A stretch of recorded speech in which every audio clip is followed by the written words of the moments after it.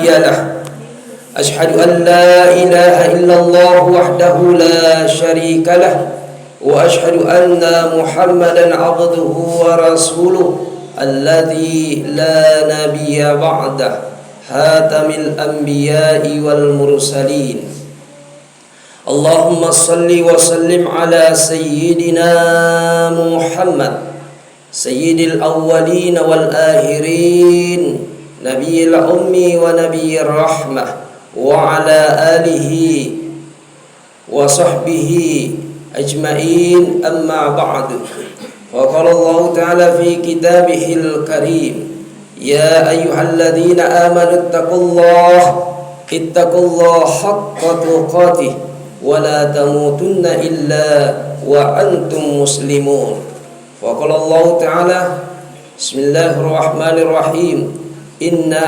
أعطيناك الكوثر فصل لربك وانحر إن شانئك هو الأبتر.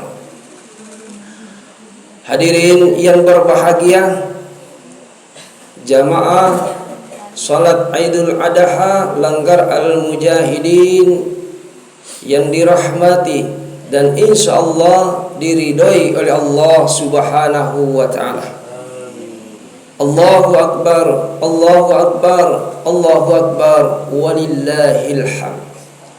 Pada hari ini pemerintah Republik Indonesia mengumumkan bahwa hari ini adalah 10 Zulhijjah, yang dimana kita diperintahkan oleh Allah Subhanahu wa taala untuk mendirikan salat, walaupun hakikatnya adalah hukumnya sunnah muakkad, yakni salat Idul Adha. Kemudian dilanjutkan dengan berkurban, yang menurut mazhab Imam Syafi'i, kurban pula ini merupakan perintah yang hukumnya disunnahkan oleh Allah Subhanahu wa taala, masuk dalam kategori sunnah muakkad. Sedangkan Imam Hanafi, Maliki ini merupakan kewajiban bagi kita muslim yang mampu. Oleh karena itu, dua perintah ini kita sikapi bahwa bagi yang mampu pada hakikatnya senantiasa haruslah menunaikan ibadah kurban. Jemaah yang mulia yang dirahmati Allah Subhanahu wa taala, sebagai wujud tanda syukur kita kepada Allah Subhanahu wa taala, hari ini kita mengumandangkan takbir, tahmid dan tahlil untuk keagungan Allah Azza wa Jalla, sebagai bukti bahwa adanya perintah yang diperintahkan kepada Ibrahim alaihissalam yang ia realisasikan, yakni perintah menyembelih anaknya. Sungguh luar biasa keimanan daripada Ibrahim alaihissalam yang telah menunaikan perintah Allah ini dengan penuh keimanan, bahwa di dalam iman itu, kata Imam Al-Baihaqi, bahwa iman itu separuhnya sabar dan separuhnya syukur. Apa itu sabar? Sabar adalah seseorang yang ikhlas menerima perintah Allah Subhanahu wa taala, sehingga sabar itu memiliki dua isi. Yang pertama, diamnya kita menerima perintah Allah Subhanahu wa taala, dan yang kedua, ikhlasnya kita menerima perintah Allah Subhanahu wa taala.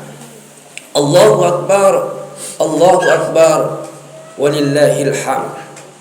Dalam khutbah ini kami akan menyampaikan 3 hal yang menyangkut dengan ibadah kurban.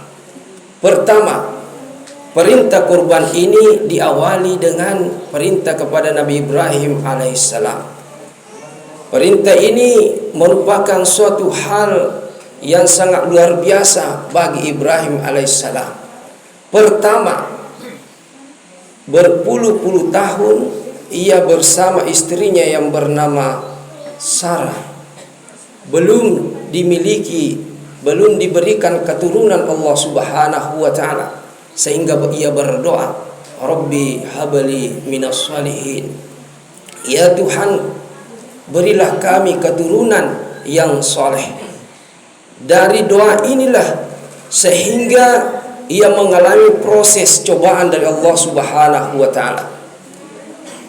Setelah Raja Namrud laknatul alaih dimusnahkan atau dibinasakan Allah Subhanahu wa taala, maka ia hijrah ke Mesir. Dari Mesir ini ia mendapatkan budak yang bernama dari Mesir yang bernama Hajar.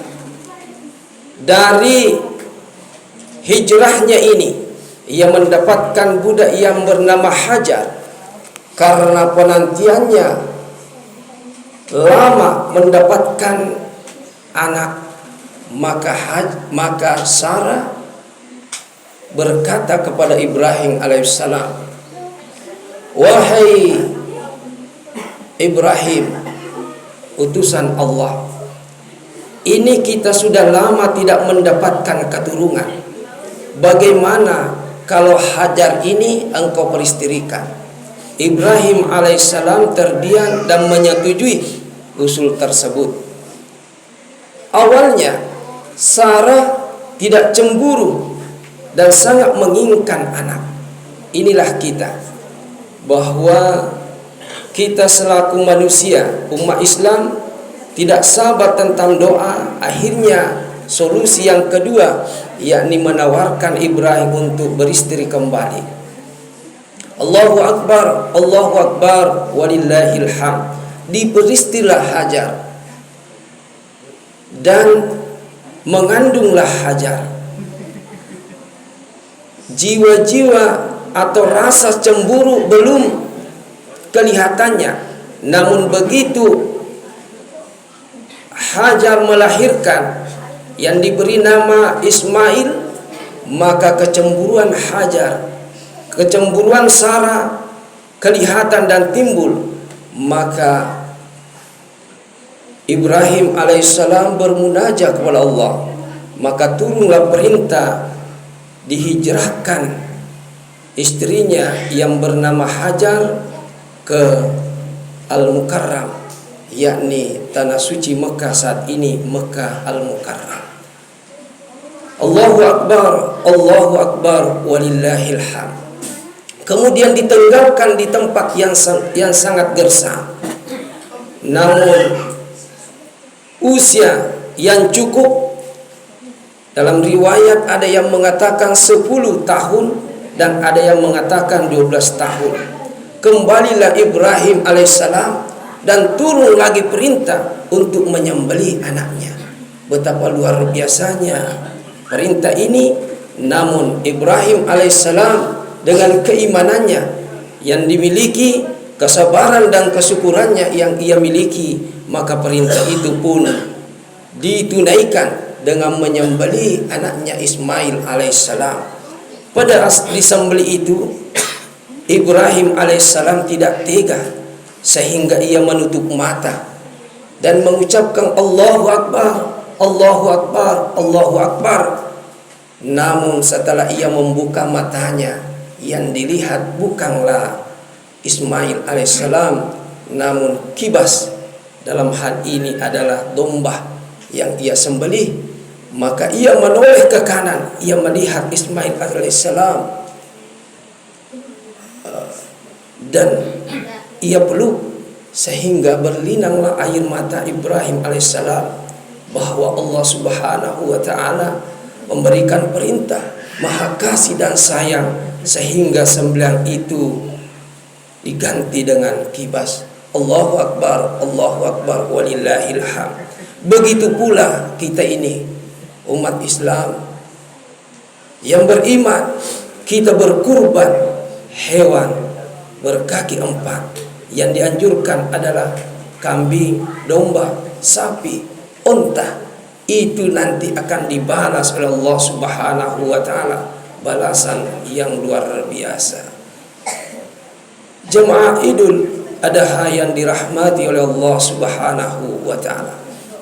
Yang kedua, momen Idul Adha, momen di mana kita ini berbagi. Walaupun hakikat yang diperintahkan adalah menyembelih binatang kurban, yang pada hakikatnya juga kita ini berbagi. Sehingga kurban itu kita bagikan kepada 3 hal. Pertama, sepertiganya untuk bagi yang berkurban dagingnya, sepertiganya untuk kita bagikan kepada fakir miskin, dan sepertiganya lagi untuk kita bagikan sebagai hadiah kepada yang mampu dan kepada orang-orang di luar dari Islam. Itu adalah kurban sunnah. Tetapi kalau kurban wajib, itu sepenuhnya bagi sahibul kurban ataupun kurban, itu tidak dapat memakan dagingnya, semuanya diserahkan untuk dibagikan. Apa itu kurban kurban wajib? Yakni kurban nasar, yang niatnya apabila sebelum ia berkurban ia berniat, ya Allah, apabila saya diberi rezeki oleh Allah Engkau, maka tahun ini saya akan berkurban. Karena dia niatkan untuk berkurban, maka itu wajib hukumnya sebagai kurban nasar. Tetapi apabila ia berniat, apabila saya diberi rezeki oleh Allah Subhanahu wa taala, saya akan menunaikan kurban ini sebagai perintah yang disunnahkan, maka itu masuk kategori kurban yang disunnahkan. Yang ketiga, Allahu Akbar walillahil hamd.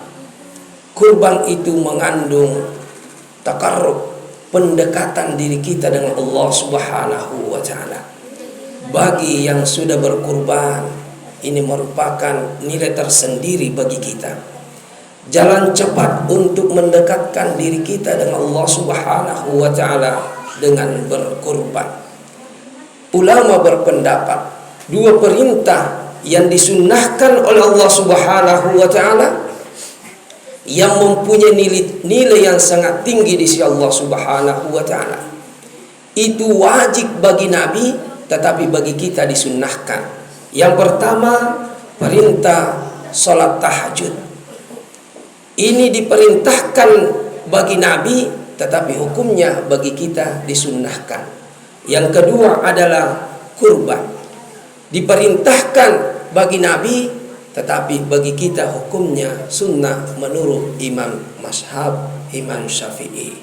Allahu Akbar walillahil hamd.